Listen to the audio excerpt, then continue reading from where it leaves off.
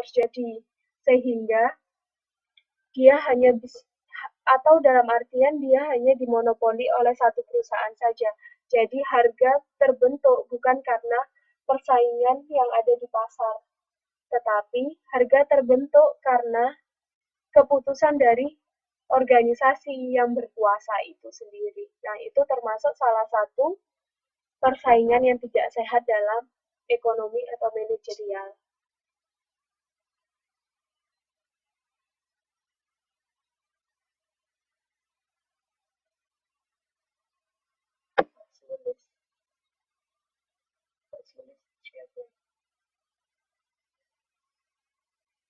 Maaf buat Mbak Tias, maksudnya Mbak Sulis siapa ya Mbak ya?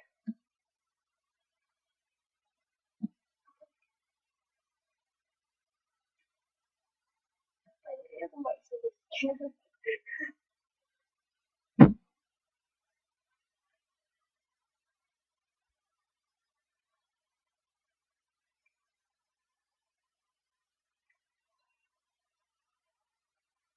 Oh, ya, yeah, yeah.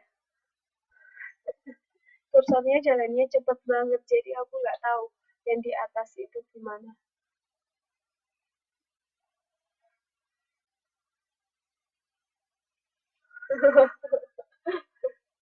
Ya, jadi organisasi itu menghadapi lingkungan yang sangat dinamis dalam artian seluruh kondisinya berubah secara cepat. Sehingga timbul ketidakpastian lingkungan dalam organisasi itu sendiri, di mana banyak terjadi kompleksitas atau rintangan dalam menstabilkan organisasi itu sendiri. Ketidakpastian lingkungan itu sendiri mengartikan suasana kondisi di mana pemimpin perusahaan tidak mempunyai informasi yang cukup mengenai kondisi lingkungannya. Dalam artian, si pemilik perusahaan sendiri tidak mengetahui secara pasti apa yang terjadi di dalam perusahaannya, atau dia memiliki tantangan ataupun permasalahan yang sedang terjadi di perusahaannya dia sendiri, sehingga ada yang harus diselesaikan dalam perusahaannya itu. Ketidakpastian lingkungan ini bisa berarti bisa kita lihat dari penurunannya jumlah produksi, jumlah penjualan, terus kondisi pasar yang semakin ketat persaingannya dan kawan-kawannya. Nah, disinilah peran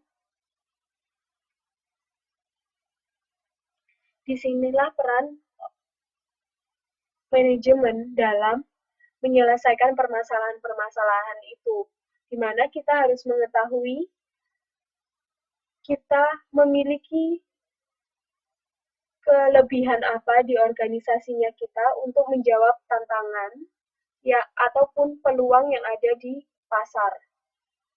Dan kita harus memperbaiki kelemahannya kita untuk menghindari ancaman yang akan terjadi di masa selanjutnya bagi perusahaan kita sendiri.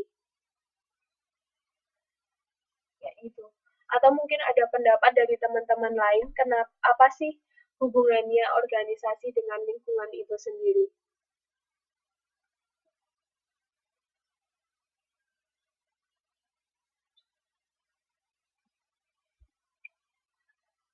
Nah, dari pertanyaannya Mbak Rina Susilowati, apa sih usaha yang bisa kita lakukan dalam menghadapi persaingan selain kita membuat inovasi baru? Mungkin teman-teman yang lain bisa menjawab. Nanti kalau mau menjawab, mikrofonnya bisa saya nyalakan, jadi suara merdunya mbak-mbak sama mas-mas bisa didengar sama suara teman-teman yang lain.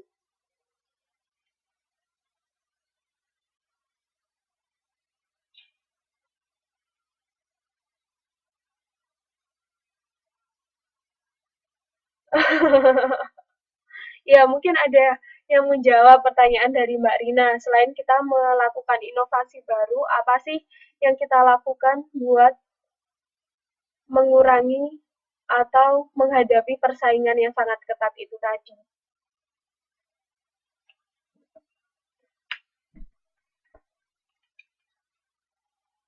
Ayo, Mbak Yeni, Syafa, Yohanes, Arpa, Tia, Angels. Nah, banyak banget ini yang datang.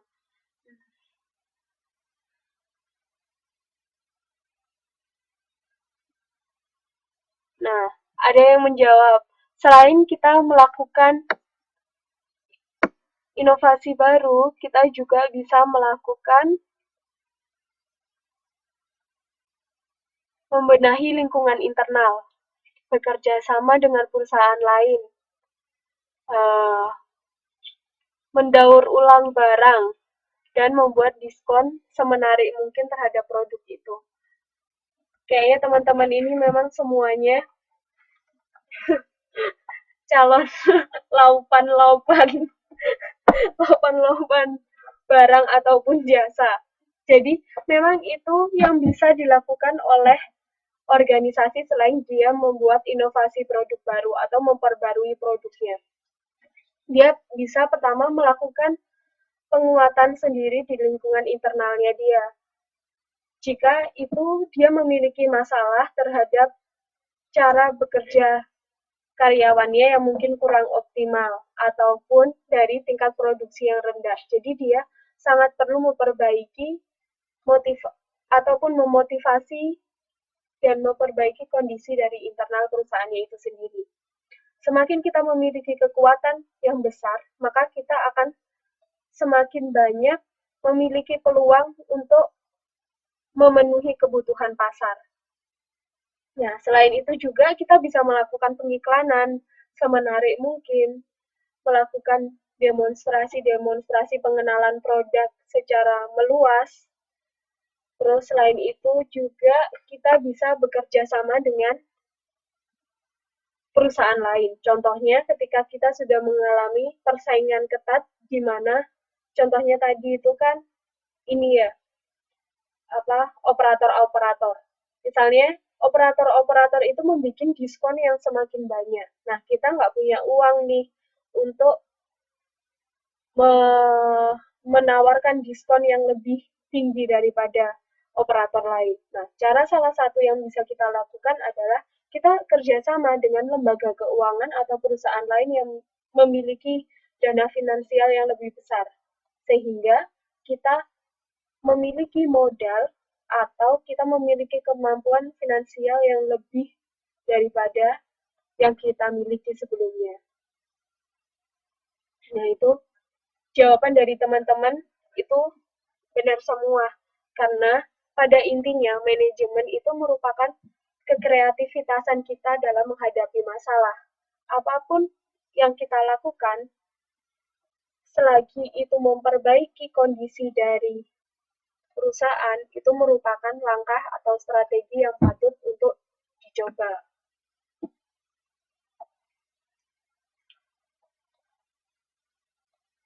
Ketidakpastian lingkungan apa bisa mempengaruhi tujuan organisasi.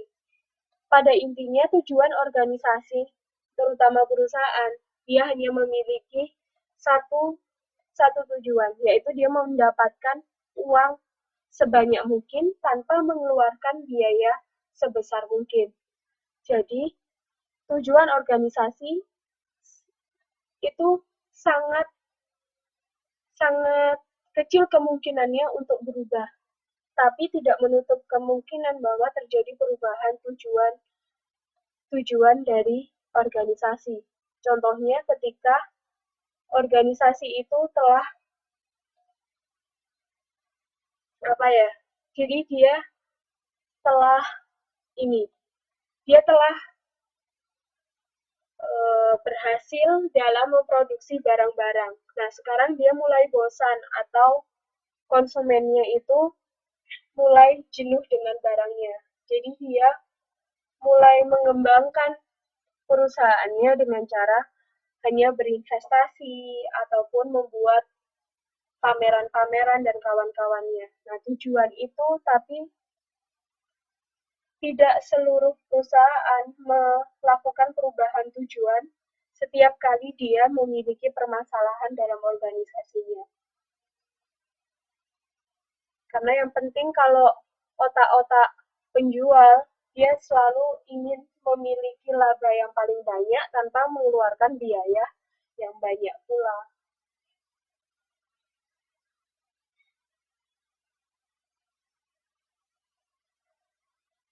Nah,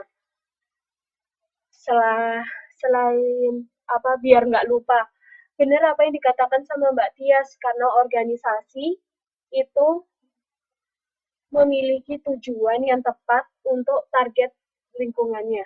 Nah, di sini perbedaannya tujuan sama target. Tujuan itu adalah visi kita atau misi kita, ya, untuk memajukan organisasi itu.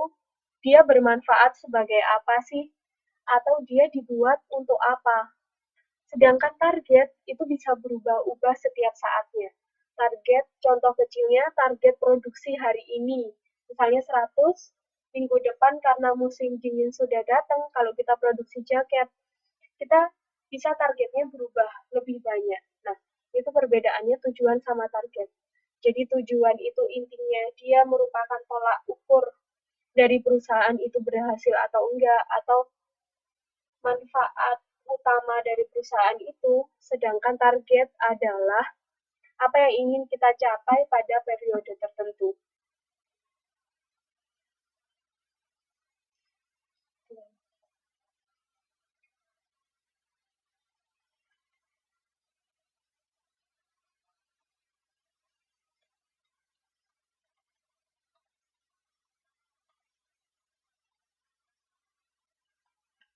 Ada pertanyaan lain?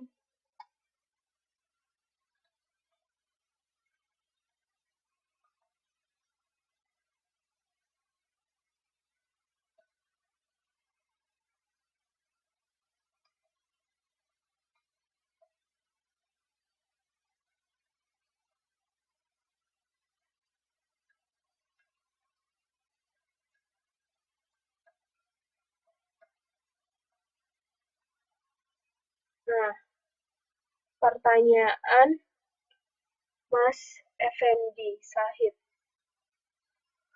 Apa bedanya visi sama misi? Siapa yang bisa jawab?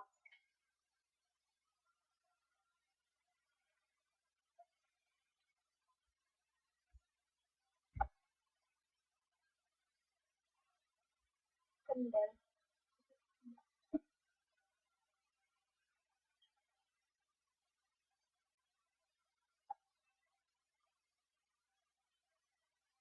Ayo, jangan sampai kebalik visi sama misi.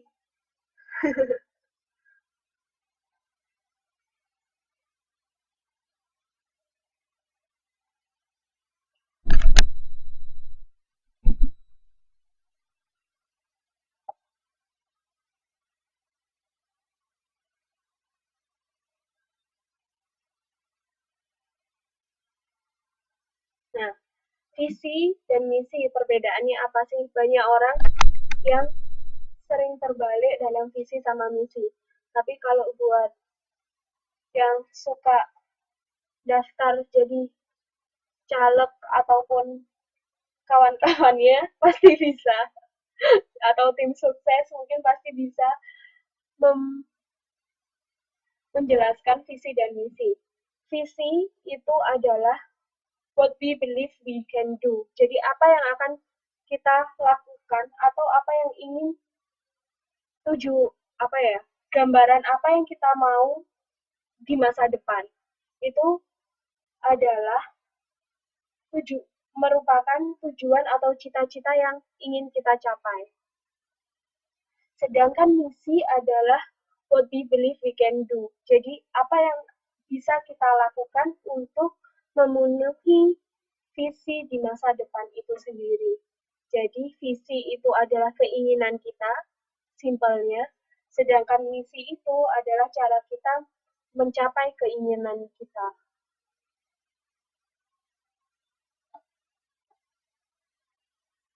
Jadi misi merupakan langkah-langkah ataupun strategi yang bisa membantu kita dalam